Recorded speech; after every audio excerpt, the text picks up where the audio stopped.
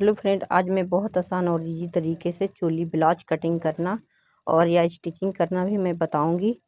कुछ इस तरीके से हैं।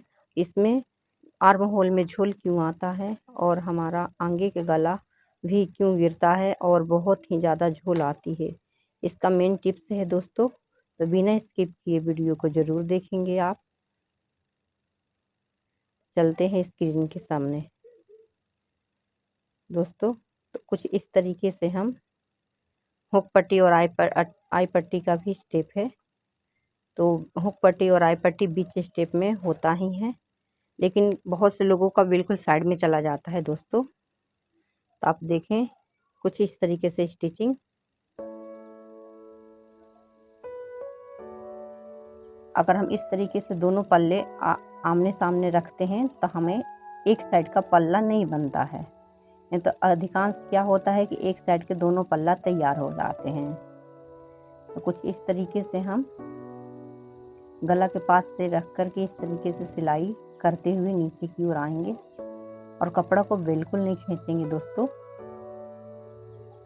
अब इसमें हमारी डबल सिलाई तो हो गई है दोस्तों। अब हम दूसरा वाला को भी सिलते हैं, लेकिन पहले इसको हम चोली को डबल करके बीच सेंटर पे ये टक्स लगा लेंगे 2.5 इंची पर,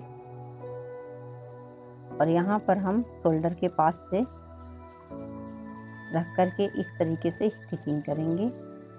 कपड़ा को बिल्कुल खींचेंगे नहीं दोस्तों। ये 1.5 इंची पे हमारा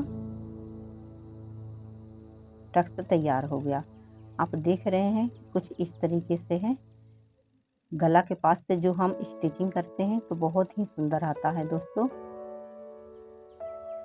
तो ये डबल कटिंग मैंने कर लिया है, क्योंकि मैंने कपड़ा भी बचा था तो मैं डबल ही कर लिया बेल्ट कटिंग।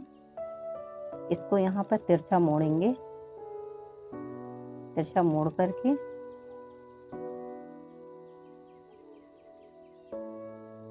इस तरीके से मैं सिलाई लगा दूंगी। अब इसमें दोस्तों डबल सिलाई लगाकर पक्का कर लेती हूँ मैं। आप भी कुछ इसी तरीके से स्टिचिंग कर सकते हैं दोस्तों। अगर हम चोली इस तरीके से टक्स लगाते हैं तो आगे की तरफी का चोली बहुत बड़ा हो जाता है, तो उसको कटिंग करके मैंने हटा दिया। और बैक पार्ट को मैं इस तरीके से निशान लगा लेती हूँ नीचे की पल्ला से। ऊपर जितना बड़ा गला निकलता है मैं निकाल लेती हूँ दोस्तों। आप भी इस तरीके से कीजिएगा तो बहुत सरल और इजी रहता है। ये गला हमें कितना लंबाई है। अब ये हुक पट्टी आई पट्टी का काम है दोस्तों। ये आई पट्टी भी मैं घट्टी में लगाती हूँ और बढ़ती पट्टी भी हम घट्टी में ही लगाते हैं। इस स्टेप के कारण क्या होता है कि हमारी जो बीच सेंटर में चोली आती है, हुक पट्टी और आई पट्टी बीच में आती है, जो कि सभी लोग का चोली हुक पट्टी आई पट्टी एक साइड में भाग जाता है।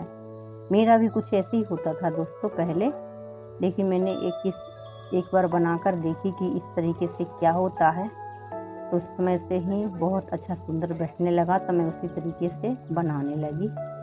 फिर मैंने सोचा कि आप लोग के साथ ये बात शेयर करना चाहिए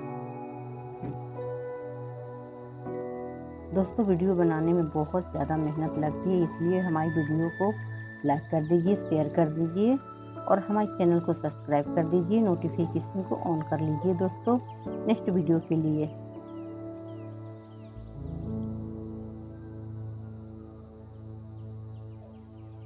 तो हम दोनों पट्टी घट्टी में लगाते हैं। तो देखिए कुछ इस तरीके से हमारा ब्लाउज बनके तैयार हो गया है दोस्तों, चोली ब्लाउज। ये हमारा है 30 साइज का भी हो सकता है, 32 का भी हो सकता है, 34 का भी हो सकता है। ये आर्म होल आपको इतने में काम आएगा, गले का शोल्डर भी काम आएगा। आप समझ ही गए होंगे। हुक पट्टी तो सेम रहेगा किसी भी ब्लाउज का दोस्तों। टक्स लगाने का सिलाई करने का सब सेम रहेगा। नमस्कार दोस्तों।